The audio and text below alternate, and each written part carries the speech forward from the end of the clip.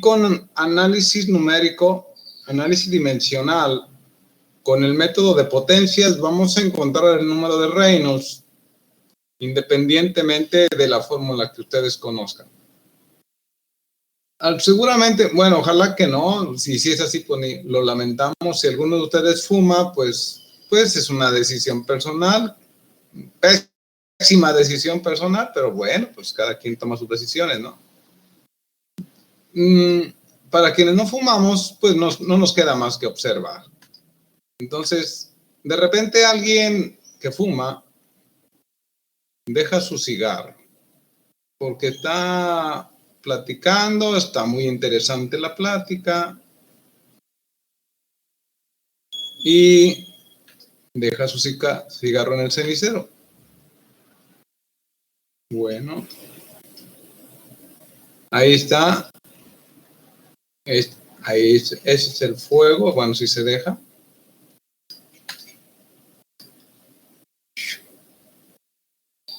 Ahí está. Bien, se le olvida un ratito ahí el cigarro y con los que no tenemos nada que hacer con el cigarro, pues nada más observamos qué es lo que pasa.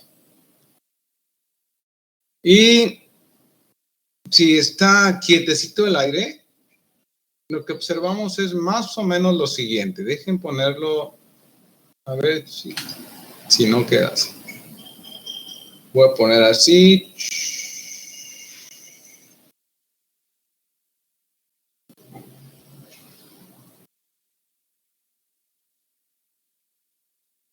Más o menos eso es lo que pasa. Es decir, yo veo una columna de humo. A ver si lo hubiera puesto un poco más gruesecita, pero yo creo que sí. A ver, otra. Ahí va, más o menos va así. Y ahí se pone ya más revoloteado. Bien, entre más en calma esté el aire o la zona, la habitación donde esté ese señor fumando, que ojalá que no sean ustedes, pero si son, pues unos pocos años menos a su vida, pues qué importa estando tan jóvenes. Bien, aquí se aprecia muy fácilmente, muy fácilmente, los regímenes de Reynolds. La parte inicial es un régimen laminar.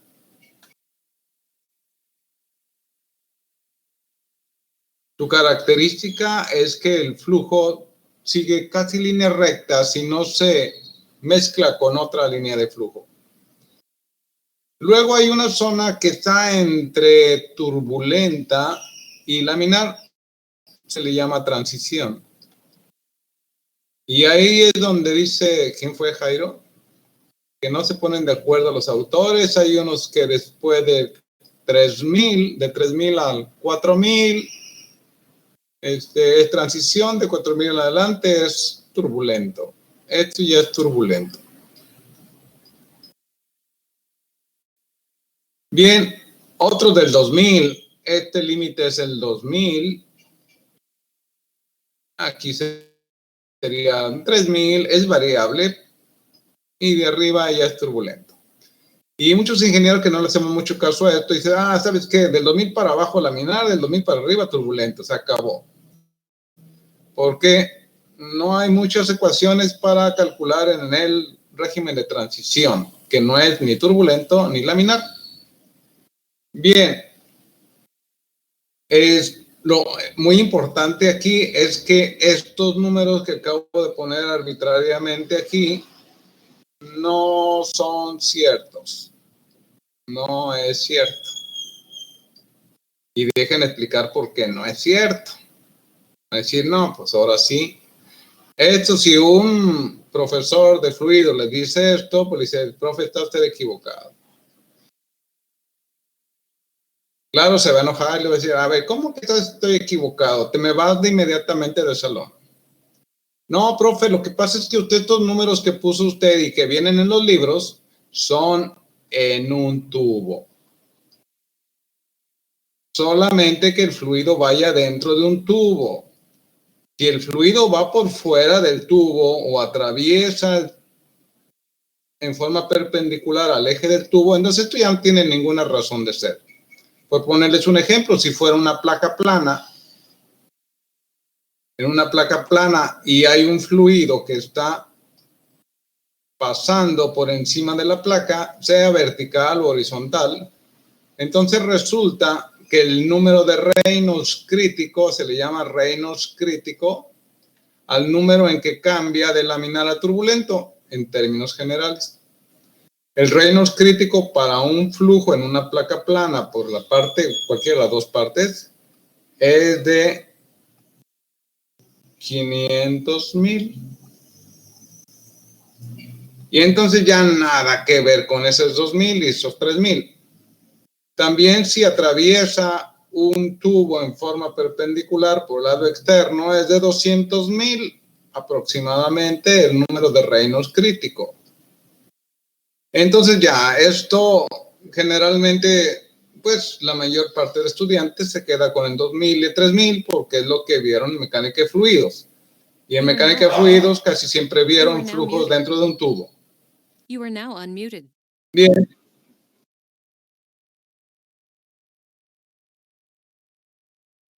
Aldo, eso que acaba de decir está muy interesante. Está en función del diámetro. Así con lo que me acaban de decir, yo puedo ya empezar a hacer un cálculo de análisis dimensional diciendo que el número de Reynolds está en función, estará en función del color del fluido. Si no, nada que tiene que ver que esté rojo, verde o amarillo el fluido, no. Tiene que ver con las viscosidades. Voy a poner con la viscosidad. Sí, si el fluido es viscoso, entonces cambia la situación de laminar y turbulento. También con la cantidad de flujo que se encuentra dentro del tubo, ¿no es así? Yo creo que si ya me dieron diámetro y me dieron velocidad, ahí ya va implícito el flujo. Y faltaría la densidad. Entonces yo creo, y yo creo que así también ahorita les explico brevemente el experimento de Reynolds para que vean qué sucedió. No se los voy a decir textualmente, pero se van a dar cuenta de la importancia de esto. El número dimensional que andaba buscando está relacionado con la viscosidad, con el diámetro del tubo, con la velocidad del tubo, la velocidad del fluido y la densidad del fluido. Ahora voy a explicar por qué. Bien, voy a borrar esto y describo brevemente el experimento de Reynolds. Es importante que se vayan penetrando de cómo se han hecho las cosas para que sigan funcionando en la ingeniería y en la ciencia. El señor Reynolds, el irlandés, puso una tina, un recipiente en forma rectangular con agua y bueno, pues le puso ahí un nivel de agua. Ahí está.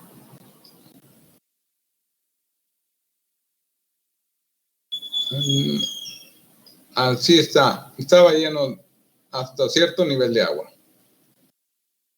Y luego puso internamente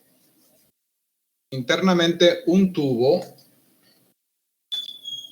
Voy a ponerlo así, a ver si no me lleno de rayas, ojalá que no. Puso un tubito de vidrio en medio. Bueno, voy a ponerlo que salga de este otro lado para que se alcance a ver. Ahí está el tubito. Aquí hay un agujero en la tina, ¿eh? Aquí hay un agujero en la tina para... Aquí hay un agujerito. Ok, no me dejó eso. Aquí hay un agujerito. Y ese tubo sale. Voy a ponerlo así. Y aquí hay una válvula. Y ya ahí sale. Bien, de este otro lado, ok, dejen explicar primero esto. Si yo cierro esta válvula, el fluido dentro de este tubo que está abierto de este lado, pues no pasa el fluido, queda estancado este fluido. Si yo le abro más a la llave, pues entonces más de esta agua se va por dentro del tubo y sale. Claro que entre más le abra, más velocidad adquiere aquí el fluido que va a pasar por el tubo. Es decir, que con esta válvula yo puedo regular el caudal. Bien, hizo el siguiente experimento poniéndole aquí arriba, puso una plataformita con un botecito de pintura. Vamos a decir que era roja. Ahí está el botecito con pintura. Y de ese botecito sale un tubito delgadito. Bueno, tiene una válvula, por supuesto. Ahí tiene una valvulita. Y sale un tubito. Y queda justo en medio del tubo que tiene en la tina.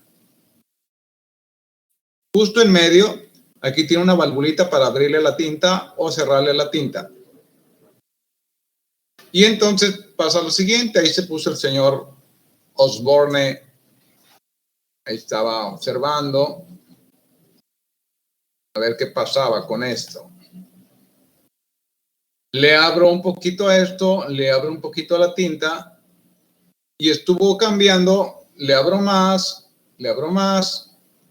para observar qué estaba pasando. Y lo que observó es muy interesante, que ya lo conocen, es lo siguiente. Cuando el flujo de agua por este tubo es pequeño, la tinta se comporta en línea recta.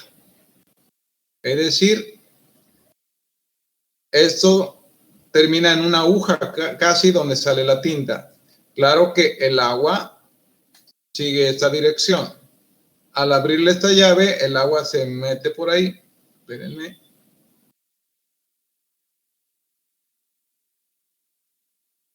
El agua se mete por ahí. Ahí va el agua metiéndose al tubo. Porque le abrí aquí, pues tiende a vaciarse. Y observaba que cuando el flujo por este tubo era pequeño, la tinta no se mezclaba, se iba derechito por el medio del tubo a donde apuntara la aguja de salida de tinta. Si la abría más esta válvula, entonces esta línea se empezaba a oscilar. Y si le abría más al agua, entonces la tinta, aquí la velocidad se incrementa y llegaba un momento en que se revolvía con el agua, entonces ya se combinaba la tinta con el agua.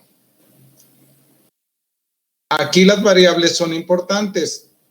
El tamaño del tubo, lo entendió Reynolds, que si yo le cambio el diámetro de este tubo, mis condiciones cambian. Si en lugar de agua le pongo otra sustancia, también, imagínense, con aceite no iba a suceder exactamente lo mismo. Entonces, se encuentra que bueno, le llamó laminar, se entiende por qué laminar, van en láminas de flujo. Esto es régimen de transición, se empiezan a oscilar y finalmente el turbulento. Bueno, entonces se llega a la siguiente cosa importante. Bueno, algo que no les he dicho.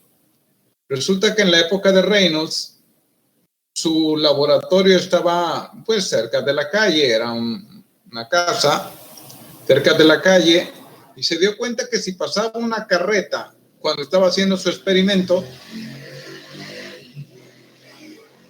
y veía, él, vamos a suponer que en ese momento estaba en régimen laminar, pasaba una carreta por la calle y esto se empezaba a oscilar. Es decir, la vibración de la propia carreta se transmitía por el suelo hasta la pila y entonces empezaba a oscilar esto. Y esa perturbación es por la cual no se pueden poner de acuerdo si fue 2000 o 3000 o 3500, porque basta cualquier perturbación o bien un pequeño defecto en el tubo. Imagínense que ese tubo tiene un granito de vidrio ahí, pegado. Entonces, cuando va a esta línea de tinta, se perturba por esto y hace curvitas y se empieza a mover. Esa es una de las razones por la cual los números de Reynolds no son exactos. Porque cualquier perturbación puede originar que cambie de régimen laminar a turbulento, aunque las velocidades, el caudal, el diámetro no cambien. Cualquier pequeña perturbación, alguien llega y hola Reynolds y pone la mano encima de la tina y dice, chin, ya me moviste la tina. Y entonces ya le cambió esto. Entonces es un experimento interesante, a final de cuentas lo ocupamos mucho en fluidos y en transferencia de calor, explicaré por qué. Resulta que los que estudiamos transferencia de calor siempre andamos en búsqueda de esto. La transferencia de calor es mucho más eficiente en régimen turbulento que en régimen laminar. Mucho más eficiente. Explicaré luego más adelante por qué razón. Entonces, si yo quiero construir o fabricar un intercambiador de calor, pues lo voy a construir en régimen turbulento porque va a ser más eficiente transfiriendo calor. Bien. Ok, entonces voy a borrar aquí y vamos a hacer lo siguiente. Bueno, antes de que borre. Bueno, ya se entendió eso, entonces podemos decir que ese número, famosísimo número de Reynolds, está en función de la viscosidad, es independiente a la que se les antoje. La viscosidad dinámica, sí, porque cambia si en lugar de ser agua es aceite o es alcohol, cambia su fenómeno. Tendría que incrementar el caudal o disminuir el caudal y se modifican las condiciones. Cuando digo que es en función, es que cualquiera de estas variables modifica su experimento.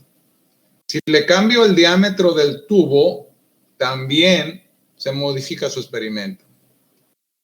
Si le cambio el caudal, es decir, la velocidad, si le abro aquí o le cierro aquí, también modifica el régimen laminar a turbulento.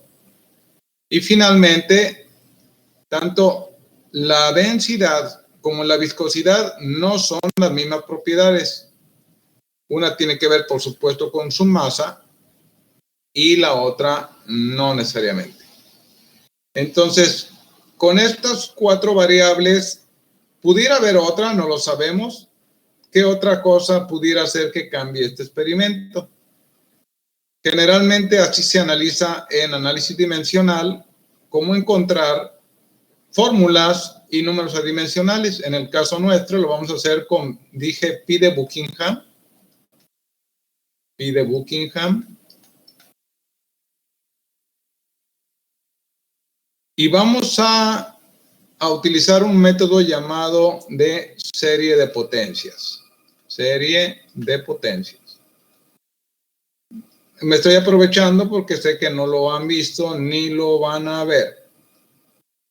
Entonces, ¿qué es una serie de potencias? Nada más les recuerdo algo de álgebra básica. Si yo tengo a al cuadrado que multiplica a al cubo, estarán de acuerdo ustedes que esto es a la quinta. En otras palabras, a la 2 más 3.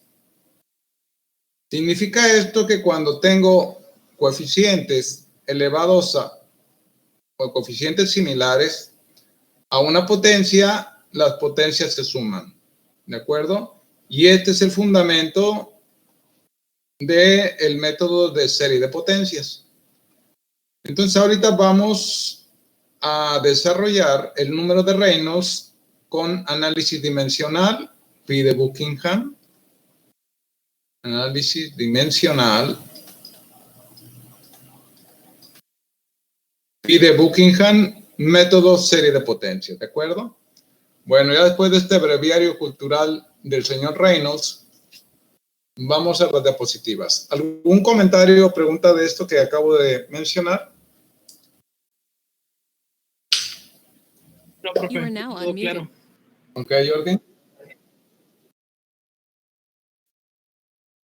You are now muted. No. No, ese es uno de los por qué, de los por qué no. Bueno, primero, ¿por qué razón no? Ahí voy. Porque la vibración es inevitable. Los ingenieros estamos muy ocupados, especialmente los mecánicos, muy ocupados para disminuir, por ejemplo, vibración. Voy a poner un ejemplo, la suspensión de los automóviles para que vayan los que están viajando más cómodos y que un agujero o una piedra no los despierte, tiene que ver con mecanismos, resortes, amortiguadores para disminuir o amortiguar la vibración. Pero no hay forma, no hay forma de evitarlo. Si ustedes tienen algo, agua es muy sensible a las vibraciones. Incluso si ustedes, si tienen un garrafón por ahí cerca, se paran ustedes, no sé, a 5 o 10 metros y le dan un taconazo al piso, se van a dar cuenta que el agua del garrafón se mueve. Entonces, es muy difícil tener un ambiente controlado para llegar a cero en la vibración. Es muy difícil. Pero además no tiene mucha importancia. No tiene mucha importancia. Para el experimento sí, pero para el uso práctico de él no.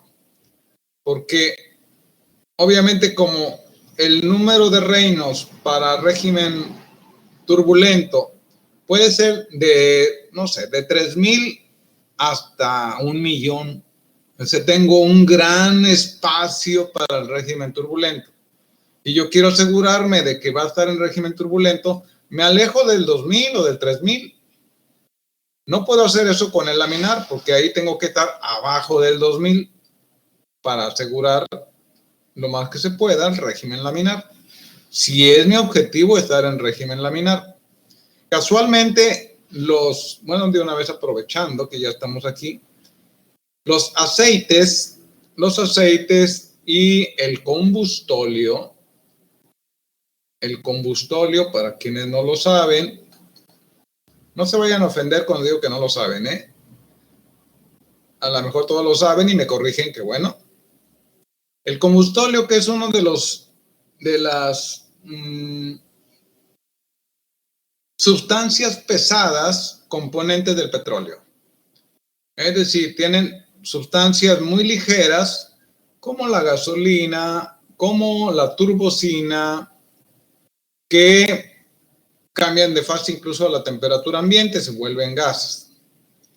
Otros menos ligeros como el aceite, ¿qué otra cosa? Bueno, ahí hay una gran cantidad de componentes diferentes con diferentes nombres. Y resulta que el combustóleo ya está muy cercano al chapopote. Es decir, ya está muy, muy espeso. Cuando los ingenieros petroleros tienen que transportar petróleo o combustóleo, entonces se vuelve una gran pérdida de energía, uso de mucha potencia para poder enviar por tubo el combustóleo. Porque es tan viscoso que se requiere mucha potencia para poderlo transportar. Entonces, lo que hacemos los ingenieros es que rodeamos el tubo de resistencias eléctricas o líneas de vapor por encima del otro tubo para mantener caliente ese tubo, y el combustóleo con la temperatura se vuelve menos viscoso y entonces se requiere menos energía de bombeo para poderlo transportar. Bueno, ya me quedo ahí. Entonces vamos a ver el Reynolds con pi de Buckingham. Si no, no tengo fin. Ahí se me van ocurriendo más y más y más cosas. Vamos a ver cómo encontramos el número de Reynolds. Por supuesto que ahí se pueden encontrar casi todos los números. Lo que me interesa es que vean el método. Ya quito esto de aquí. Y vamos a la diapositiva de hoy. Que vamos a ver hasta dónde nos alcanza el tiempo. Total, la única prisa es aprender. Bien, vamos a ver ahorita el número de Reynolds utilizando pi de Buckingham. Consiste en lo siguiente. Voy. Bien, por análisis dimensional, ejemplo, es un ejemplo, el número de Reynolds está en función de la densidad, de la viscosidad absoluta o dinámica, de la velocidad del fluido dentro del tubo y del diámetro del tubo. Ya estuvimos platicando de eso. El sistema que vamos a ocupar, porque hay dos sistemas, es el sistema MLT, se le llama. MLT. Hay otro sistema que se llama FLT, que son las iniciales de las dimensiones fundamentales. En este caso es masa, longitud y tiempo. Y se puede ocupar el sistema fuerza, longitud y tiempo, pero como la fuerza es un derivado de la masa, el más usual es el MLT, masa, longitud y tiempo. Y casi todas las variables, bueno, todas las variables que vamos a utilizar aquí, pues son derivadas de estas tres. Aquí lo represento. La densidad es masa entre volumen, por lo tanto, M de masa, entre el volumen, L al cubo. Y para dejarlo todo en el numerador, L a la menos 3. La viscosidad, no quiero que me crean esto. Vamos a ver si es cierto. Eso que digo, que la viscosidad absoluta es M, L a la menos 1, T a la menos 1. ¿Recuerdan en qué unidades está la viscosidad dinámica o absoluta? Sistema internacional. Pascales por segundo. Correcto, pascales You are now segundos. muted. La viscosidad está en pascales segundos. Correctísimo. Los pascales, ¿a qué es igual? You are now unmuted. Newton sobre metro Newton cuadrado. sobre metro cuadrado. You are now muted. Newton sobre metro cuadrado. Correcto. Segundo. ¿Estarán de acuerdo que los newtons son masa por aceleración? Esto es masa. Bueno, déjenme ponerlo en unidades como estamos viendo ahí. Newtons es que, bueno, si tengo, voy a seguir con esto. Los newtons es igual a kilogramos, metros sobre segundo cuadrado. Ese es un newton entre metro cuadrado por segundo. ¿Está bien? Noten que entonces esto me va a quedar en kilogramos. Déjenme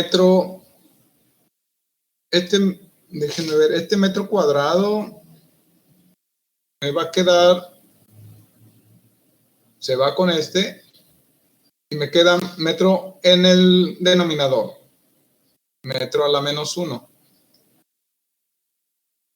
Y el segundo, este segundo se va con este y me queda segundo tiempo, segundo a la menos 1.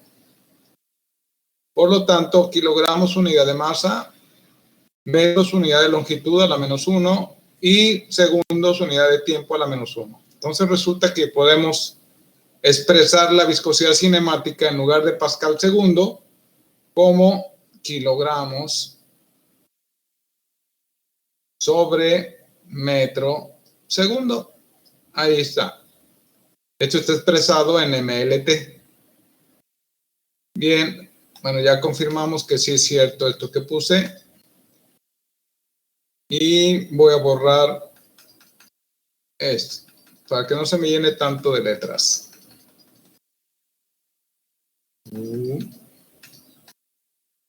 Ya está. La velocidad muy sencillo, metros entre segundo, metros longitud, tiempo a la -1. Y el diámetro es una L. Aclaro por qué en lugar de ocupar el diámetro ocupé una L. Porque si ocupo diámetro, resulta que entonces el Reynolds nada más sirve para tubos. Para una placa plana no podría utilizarlo. Entonces se llama longitud característica. Y obviamente el diámetro es una longitud, pero puede ser una placa plana y ya no hay diámetro ahí. Por eso se ocupa una L. Entonces la L es una unidad de longitud. Ya está. Si ando en búsqueda de un número adimensional, todas las dimensiones fundamentales están elevados a la 0.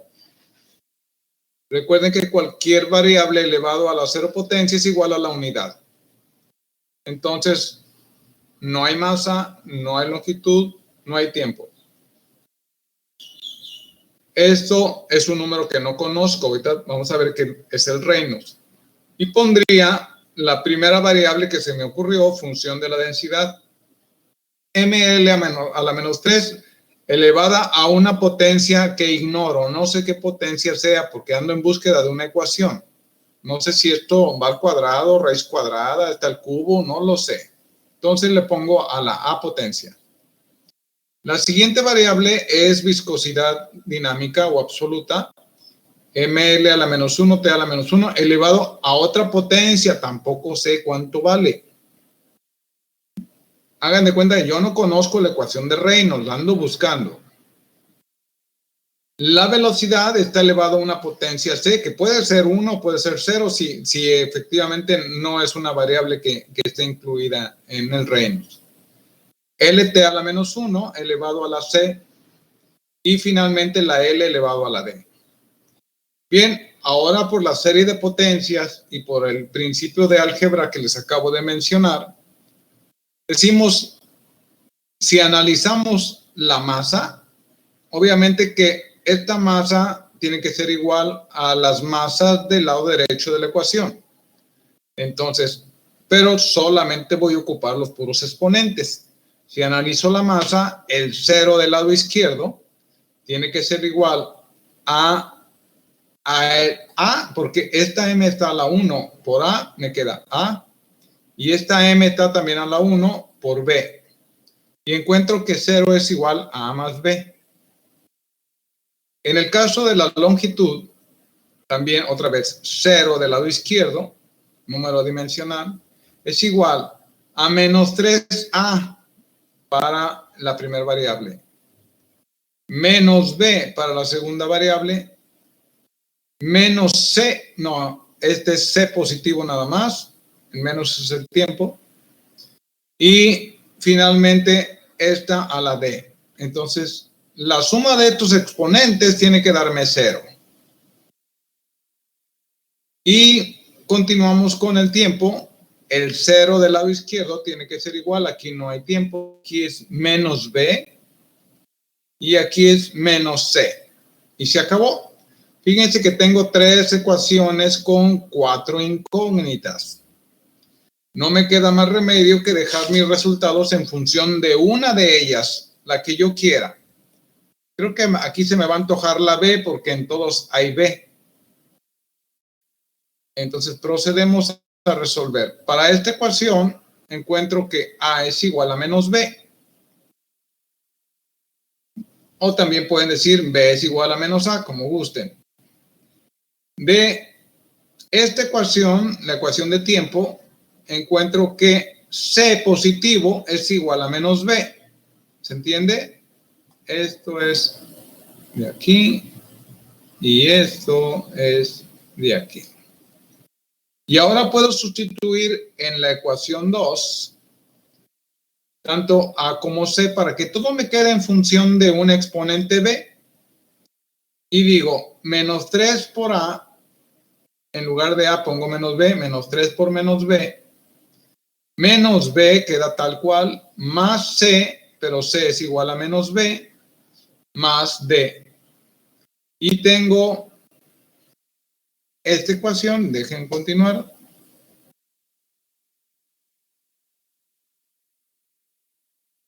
De aquí saco que 3b menos 2b me queda b más d igual a 0. Por lo tanto, puedo decir que la d es igual a menos b. Y ahora sí, ojo con esto. De las variables que tenía aquí, de esto que está aquí, voy a sustituir los valores que obtuve. Resulta que a es igual a menos b. La b, pues, es igual a b. La c es igual a menos b. Y la d es igual a menos b. Todas las que sean negativas las mando al denominador y me quedan con todos con el mismo exponente. Y me queda esta ecuación. Algunos de ustedes dirán, oiga, pero ese no es el Reynolds. Y yo les digo que sí. Basta con que la b sea igual a menos 1 para que tengan la ecuación que siempre han utilizado. Y esta es la ecuación de Reynolds, número dimensional comprobado y deducido por el método de series de potencias de P. de Buckingham de análisis dimensional. Y bueno, aquí está la ecuación que, bueno, vamos adelante con eso. Preguntas del método. No lo voy a hacer con todos, lo hice nada más con este, pues si no nos vamos a tardar mucho.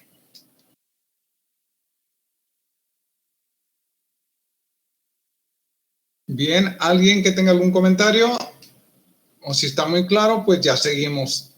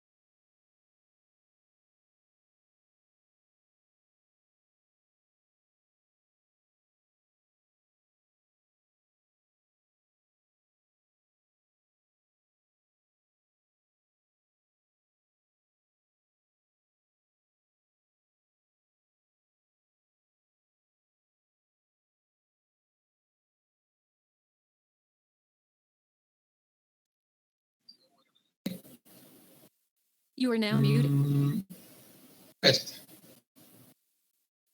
Esto es la masa, que es la densidad por el volumen. La aceleración es velocidad entre tiempo, pero todos los volúmenes es un área por una longitud. Este es el volumen. Pero además sé que una longitud entre el tiempo va a ser una velocidad. Y entonces obtengo algo bastante diferente a esto, que la fuerza aplicada por un fluido es la densidad del fluido por el área multiplicado por la velocidad al cuadrado.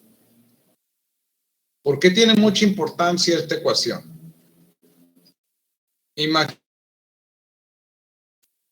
Bueno, hay un norte, hay un viento del norte y le dicen se acerca ahí un huracán y trae 120 kilómetros por hora. 120 kilómetros por hora. Y ustedes viven cercanos a la playa y tienen ahí su ventana para ver el mar y todo, pero ahorita la ventana se vuelve un peligro porque viene un huracán y sabes que me va a reventar la ventana y se puede accidentar aquí la familia. La pregunta que hacen los ingenieros es, oye, ¿con cuánta fuerza va a empujar el aire a mi ventana? Porque eso me puede servir para saber si va a aguantar o no va a aguantar. Bueno, fíjense que con las fuerzas de inercia es muy fácil. Fuerza de empuje igual. Densidad del aire, si es puro aire, si es agua tenemos que cambiarla. Densidad del aire es como 1.2 kilogramos. Aproximadamente la densidad del aire.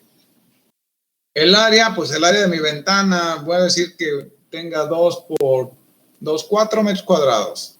Una ventana de 2 por 2.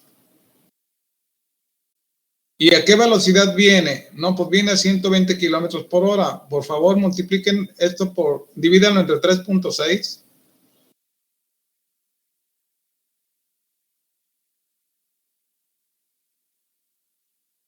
$33.3. 33.3 3 metros sobre segundo. Convertimos esto a metros sobre segundo. Pero esto va al cuadrado. Bueno, también los metros. Ahora díganme cuánto da todo esto.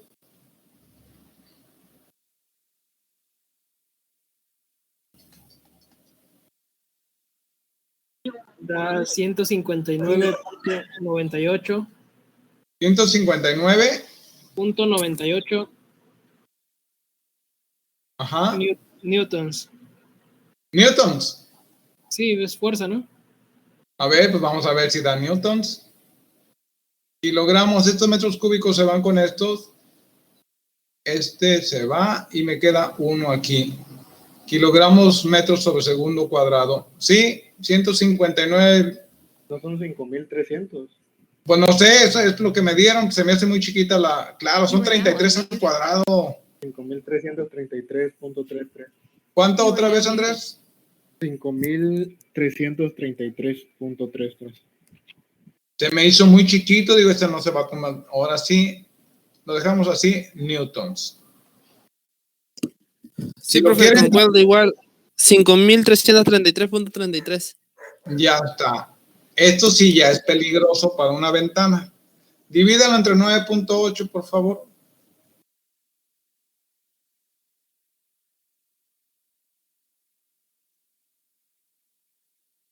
You are now unmuted. You are now muted. 544.21. 544. .21. Ok, 0.2 kilogramos. Kilogramos fuerza, ¿eh? Hagan de cuenta que a su ventana la ponen horizontal y le suben un peso de media tonelada. Y entonces ya pueden tener idea si va a aguantar o no. Porque la mayor parte de las ventanas, aparte de la vulnerabilidad de su vidrio, es que nomás le ponemos un tornillo aquí y otros tornillos acá. Y esos tornillos pues son muy delgaditos, de 1/8, 3/16. Y hay que ver por esfuerzos cortantes si esos tornillos no se van a volar con esta carga de 544, de media tonelada. Bueno, como pueden ver, tiene un uso práctico esto muchísimo fácil de entender y tiene que ver con las fuerzas de inercia. Ya, voy a quitarlo. Ahora vamos con las fuerzas viscosas. Las fuerzas viscosas tienen un subíndice de viscosidad. Es igual a la viscosidad por la velocidad entre L sobre A. No sé si saben de dónde viene esta fórmula. You are now unmuted. 1, 2, 3. ¿Otra vez?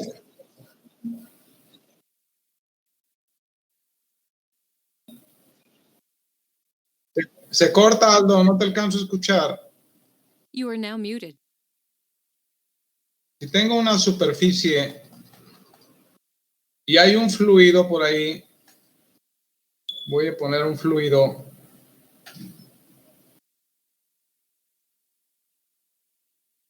Y le pongo arriba una placa.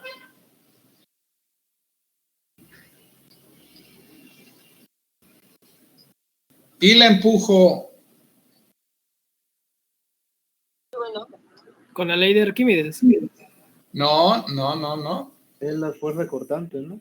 Exacto, son las fuerzas cortantes. De hecho, la definición de un fluido es una sustancia que no soporta esfuerzos cortantes.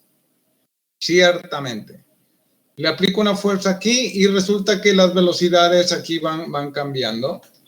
Desde 0 hasta la velocidad del... ¿De cuánta fuerza necesito empujarle aquí para que esto se desplace? Tiene que ver con fuerzas cortantes. Déjenme regresar a mis años mozos. Fuerza entre área. Déjenme ver mis años mozos, como si estuvieran tan lejos. Cambiar el color. Fuerza entre área es lo mismo que, en este caso, esfuerzos cortantes, porque el área es paralelo a la fuerza. Seguramente tomaron ustedes ahí fundamentos de mecánica material y no sé con quién. Esto va a ser igual a la viscosidad por B sobre L. Y lo que voy a poner ahorita es justamente este experimento. La viscosidad de esto que está aquí, la viscosidad es igual a las fuerzas cortantes dividido entre la velocidad que adquiere esta al aplicarle la fuerza entre la longitud. La longitud es la capa de líquido. Y obviamente esto de fuerzas viscosas viene de la fórmula experimental para poder calcular o determinar la viscosidad de un fluido. Despejado de aquí salió estas fuerzas viscosas. Esta fuerza viscosa tiene que ver con la del esfuerzo cortante. Bueno, ya he explicado. Son conceptos de fluidos esto, por supuesto, y tenemos que estar en fluidos cuando hablamos de convección. Bien, entonces aquí les presento las fuerzas viscosas y las fuerzas de inercia. Si Reynolds es la relación entre ambas, por supuesto que es adimensional fuerza entre fuerza. Y tenemos lo siguiente. Fuerzas de inercia, densidad, área, velocidad al cuadrado. Fuerzas viscosas, velocidad, viscosidad, área entre longitud. Y de ahí apreciamos fácilmente que una velocidad se va con esta. El área, las dos áreas. Y me queda densidad, velocidad. Esta L está en el denominador. Del denominador se va hasta el numerador. Y me queda esta ecuación. Se puede observar que aquí esta es la viscosidad cinemática. Y es muy fácil saber, de acuerdo a cómo se ve esto, que la viscosidad dinámica es igual a la densidad por la viscosidad cinemática.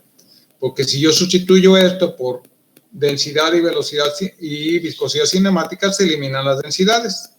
Y son las dos fórmulas conocidas del número de Reynolds. Solamente un cambio en su concepción para ustedes es que esto no es diámetro, es longitud característica, porque no solamente sirve para tubos.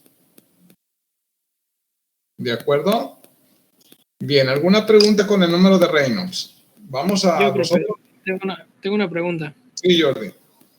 Aquí, por ejemplo, si en el ejercicio no nos diera densidad, tendríamos que usar velocidad cinemática, ¿no? Y si viscosidad. Ya nos dan, viscosidad. Si ya, viscosidad cinemática, y ya si nos dan la densidad, tendríamos que utilizar la viscosidad dinámica. Exacto. Esta así me lo permitió el editor de ecuaciones, pero esta es una B minúscula de velocidad. Velocidad. El de abajo es la letra griega que significa viscosidad cinemática. Sería un gran error. Bueno, déjenme hacerles una pregunta grave. Bueno, lo utilicé en alguna ocasión con intención de hacer daño. Déjenme explicar por qué. Cuando estaba yo en una escuela que no quiero nombrar porque no trae buenos recuerdos, me nombraron como jurado de un examen de oposición de maestros para entrar a dar clases a cierta experiencia educativa. En este caso era mecánica de fluidos. Entonces me nombraron como jurado. Pero había una trampota ahí que yo no sabía hasta que me di cuenta. Resulta que alguien que querían ahí los corruptos miembros de directivos, que no, pues sabes que pues es por ley que tienen que hacer un examen de oposición y ni modos, así va a ser, pero queremos que gane fulano de tal. No me lo dijeron a mí, por supuesto. Entonces lo que hicieron es que el tema de exposición se lo dieron al que sí querían, pues con bastante anticipación, y el tema que no quería, a las personas que no querían, pues se lo dieron, sale, tienes 3 horas, ahí te va el tema, prepárate. Me pareció muy deshonesto.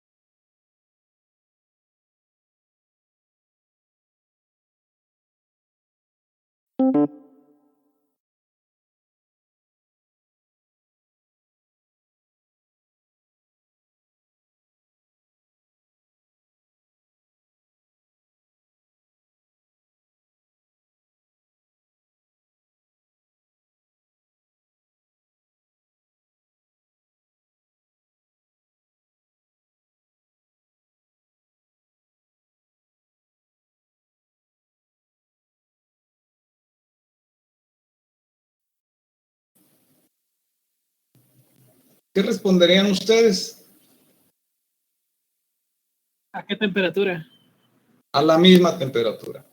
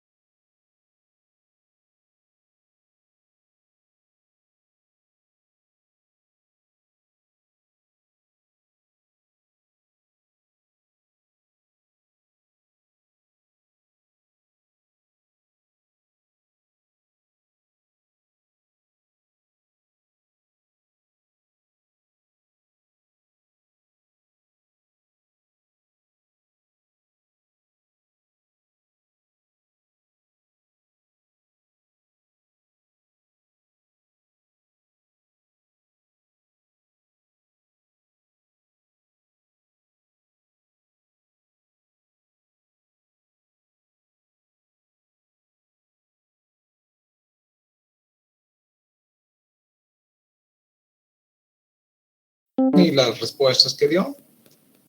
Y entonces, bueno, ustedes no me dijeron que es más viscoso, ¿verdad? Ya me adelanté porque no tengo tanto tiempo para hacer toda la historia completa. Ya cuando nos quedamos los miembros del jurado, que algunos estaban ya, ¿cómo dicen? Estaban de acuerdo en que Pedro quedara. Y a lo de evaluar, no, pues para mí está muy bien, Pedro, dijo uno, y los no, pues también para mí no, incluso no sabe mecánica de fluidos. ¿Cómo que no sabe? No, pues le hice una pregunta muy obvia. La densidad del agua, la viscosidad del agua y la viscosidad del aire, le pregunté cuál es más viscoso. Y dijo que el agua, y lo volvió a confirmar que el agua. Y está equivocado, se me da una idea de que no ha estudiado suficiente mecánica de fluidos. ¿Por qué, ingeniero?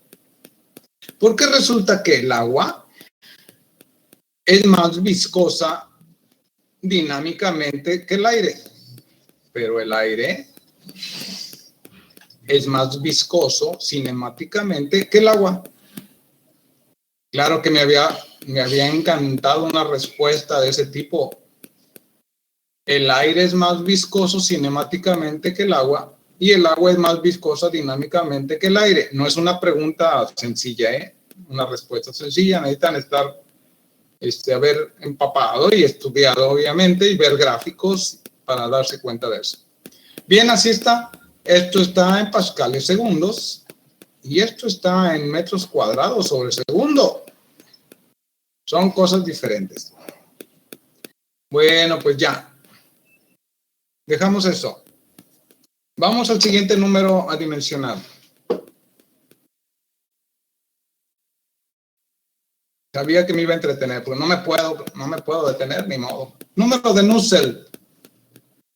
Nusselt. El Nusselt es quizás el número más codiciado que andamos en búsqueda para encontrar esto que está aquí. Es justamente el número de Nusselt el que tiene la variable que vamos a andar buscando casi siempre. El coeficiente de convección o coeficiente pelicular. Bien, según Nusselt, caracteriza los procesos de transmisión de calor entre la pared y el fluido en contacto. Es decir, que hace una relación entre el calor de convección y el calor de conducción para que sea dimensional. Calor de convección entre calor de conducción. Esta calor de convección, esta no es otra cosa más que la ley de enfriamiento de Newton. Y abajo está la de Fourier de conducción. Nada nuevo para ustedes, ya lo hemos visto. Estas áreas se van y las delta T también se van. Me queda una ecuación muy sencilla. H, coeficiente de convección por L, dividido entre el coeficiente de conducción o de conductividad térmica, como quiera. Solamente que hay algo importante que señalarles aquí, y si no se los digo, se van a equivocar. Esta K es del fluido. Cosa que no estamos acostumbrados, porque todas las K que hemos ocupado son de los sólidos. La K del acero, la K del aluminio, la K de la madera, la K del aislamiento, etc. Pero esta ecuación de Nusselt me relaciona la convección, cantidad, flujo de calor por convección, entre el flujo de calor por conducción, pero dentro del fluido, ambos. Por lo tanto, esta acá es del fluido. Si no se los digo, pueden caer en error. La razón es que cuando vemos convección, siempre hay una pared sólida y un fluido. No vayan a creer que esta acá pertenece al sólido. Esto no es cierto. Tanto la H como la K son en el fluido. ¿De acuerdo? Ya teniendo claro eso, podemos ocupar el número de Nusselt. Y ahí está de dónde sale el número de Nusselt. Es calor entre calor. Dejen mover. Esto creo que la nota de la K la tengo abajo. No sé. Aquí está. La K se refiere a la conductividad del fluido. Recordarán que el Nusselt fue alemán, estuvo en la Guerra Mundial. De hecho, era de la parte científica colaborador con la, ¿cómo le llaman a la parte del ejército de aviones? Bueno, Goering, uno de los que mataron, lo ahorcaron ya después en los juicios de Nuremberg. Bueno, este señor Nusselt estuvo ahí con Goering apoyándolo en el desarrollo de aviones. Era una fuerza brutal en la Fuerza Aérea Alemana. Y gracias a que tenía científicos ahí a sus órdenes. Y entre ellos estaba el señor Nusselt. Bien, la pregunta del número de Nusselt. Quiero que los vayan aprendiendo porque los van a necesitar.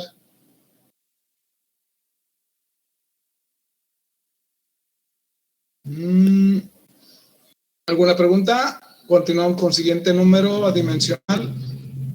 Todo bien, profe. Muy bien, continúo. Número de Grasov. El número de Grasov. Sí, Aldo.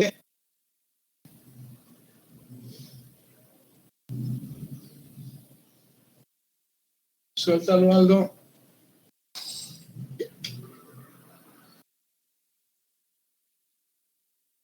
La K del fluido también se obtiene mediante experimentos. Sí, Aldo. A diferencia de la H, la K es una propiedad de los fluidos. Perdón, una propiedad de la materia, del material. Entonces, sí, bueno, encontramos en tablas la K del agua, la K del aire, la K del nitrógeno, la K del hidrógeno, que obviamente son Ks muy bajas, muy bajas. ¿Sí se acuerdan cuando vimos conducción que les presenté unas tablas donde venían gases primero, líquidos y luego sólidos, metales, donde el diamante era uno de los mejores? Ahí había una escala para los gases precisamente. Entonces, es una propiedad, la K es una propiedad, la H no es una propiedad. ¿Te acuerdas o es necesario que te presente la tabla? Profe, Sí, Jairo. ¿qué representa la L en esta ecuación? En todas las ecuaciones la L se llama longitud característica. Longitud característica, y esta L, si es un tubo en donde estoy trabajando, esta L se convierte en una D. Si es una placa plana, la L es la longitud de la placa en dirección del sentido de flujo. Explico esto, aunque luego voy a tener que hablar de ello. Si tengo una placa y hay un flujo, un fluido que va por encima con cierta velocidad, por supuesto, entonces,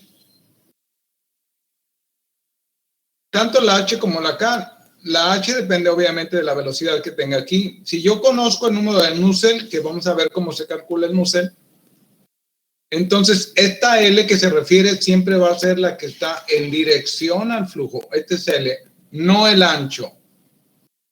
Y dirán, bueno, ¿y el ancho en qué me afecta? Pues cuando una vez que ya encuentre la H, ya voy a ocupar la ecuación de calor. Y ahí viene el área.